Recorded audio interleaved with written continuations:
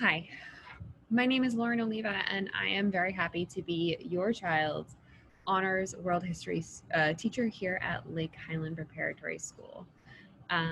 Let's go ahead and look here.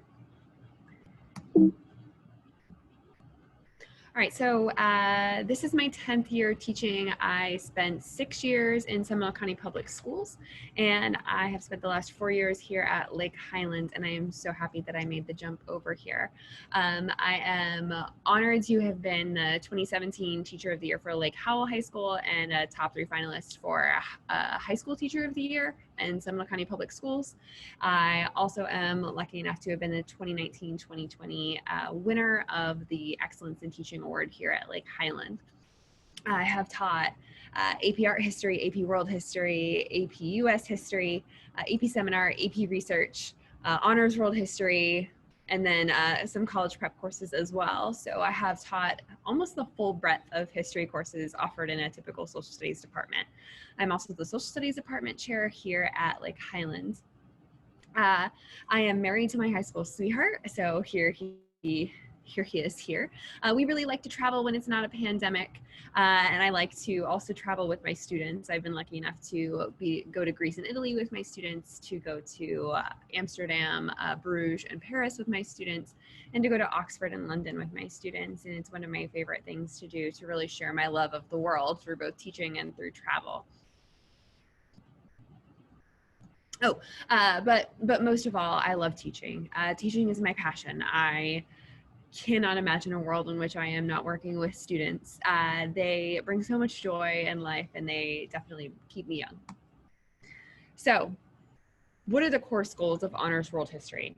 The course goals of Honors World History are that your students leave with an understanding of historical processes and trends, right? The teaching of history has morphed over the last few decades.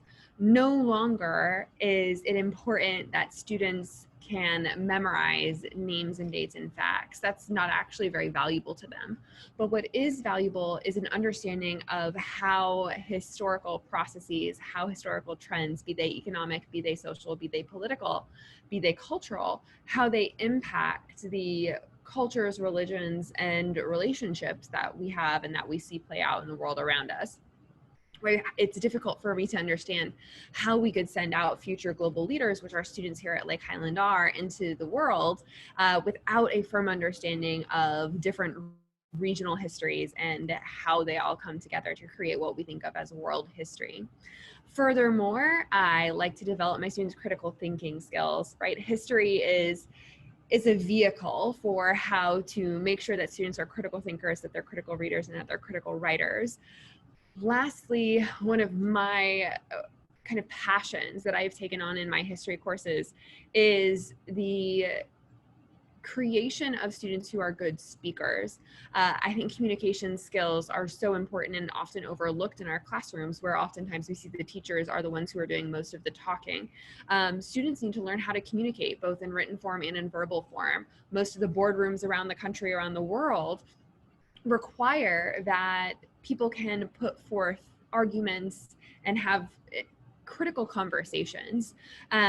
Public speaking is highly desired by employers and by our upper tier universities as well. So that's something that you can look forward to your students getting from Honors World History.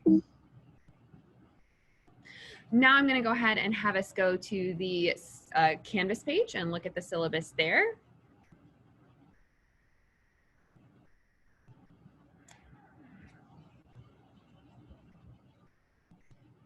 All right. So here we have it. If we go to the syllabus, most of you have seen this, you've accessed it from what I have seen. So our motto in class is don't be lame, be awesome. I'm always trying to push students to really be their best selves. And that's one of the things that I really focus on, is that true love wants us to be our best selves. And sometimes that means pushing students farther in their thinking and in their work. I do teach in a flipped classroom. So what that means is that content acquisition, the initial content acquisition, takes place at home through reading notes. And then students come to class with completed notes. And then based upon those notes, based upon that initial information acquisition, we can actually build upon that. We can build their skills. We can apply their learning. So much learning takes place through actual doing, and learning doesn't happen in a kind of a magic way between my mouth and their ears, right? That's not how learning happens. Learning takes place in the brain. And so with that in mind, our activities in class are designed to help students process information. That's where my skill set is really best applied, right? It isn't my goal to stand in front of students for 70 minutes and show off about all the things that I know about history. That's not a good use of their time. A good use of their time is processing information, right? Actual learning. And so that's what we do in class. Things that we should keep in mind. So homework notes are most often due on the first day of school each week. So for my honors world history classes, that is on Mondays. That is when I have my history classes.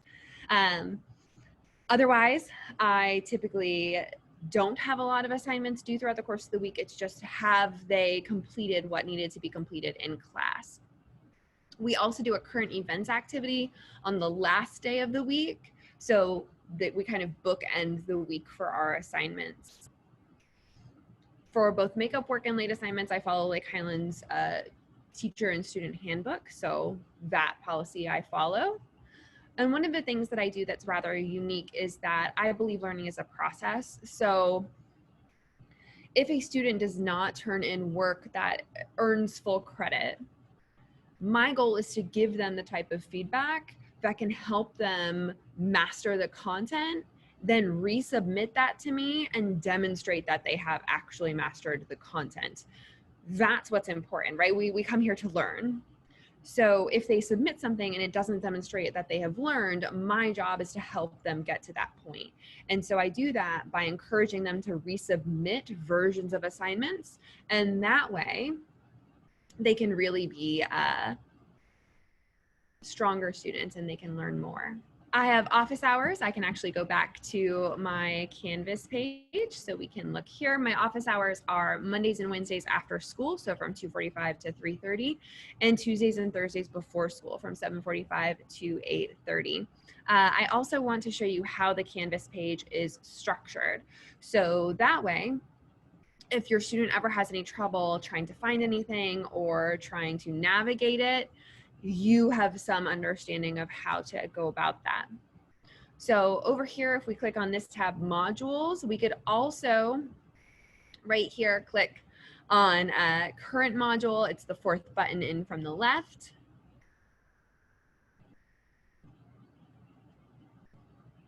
And you can see how the Canvas page is structured. So I typically set up modules by the week so that it's nice and clear and concise, and then students can see what's happening each day.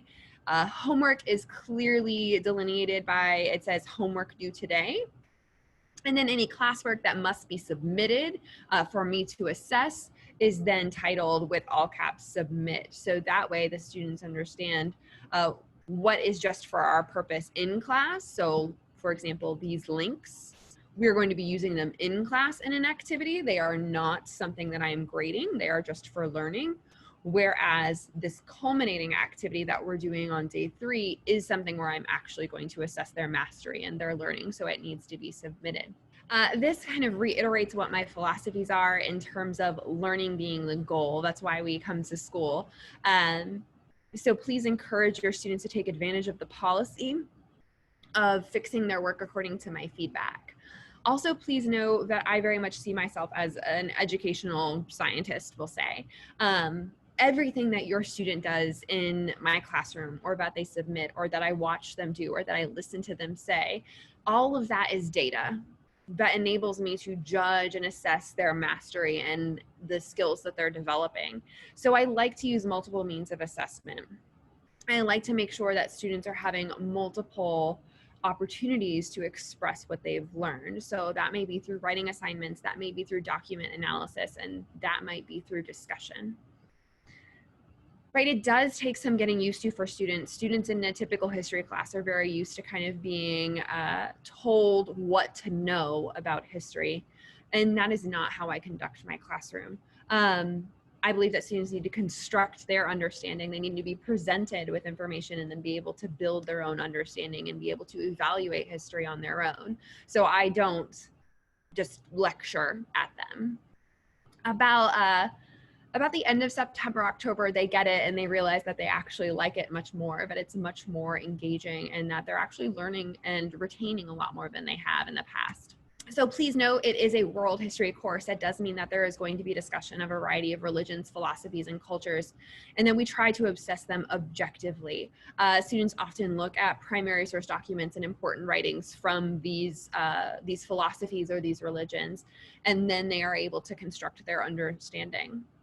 Also, please know that I deeply, deeply value forming relationships with students. The whole student is my priority. They are not just a grade in the grade book. They are a whole real person. And I want to form a relationship with them because it's difficult to learn from someone with whom you don't have a good relationship. If this is your first time through high school, the high school years, I've spent the last 10 years here, plus my own teenage years, and please believe that it does get better. I know that 14 and 15 is very hard and it can be a challenge, but from someone who has, their life's work is working with teenagers, no, it'll get better. Please keep bugging them. Please keep asking them about what they're learning, about who they're spending their time with at school. Even if they seem annoyed, even if they want to be left alone, it matters so much, right? As I said, as someone who spends their life dedicated to teenagers, it really does matter. They are wonderful, wonderful young people. I know I've already spoken to some of you about how impressed I've been with them, but this is a very, very strong group of kids. They are very diligent. They are very inquisitive. They want to learn. They want to do better. And I am honored to spend this year with them. So thank you so much. Please reach out to me if you have any questions, and I hope that you have a great night.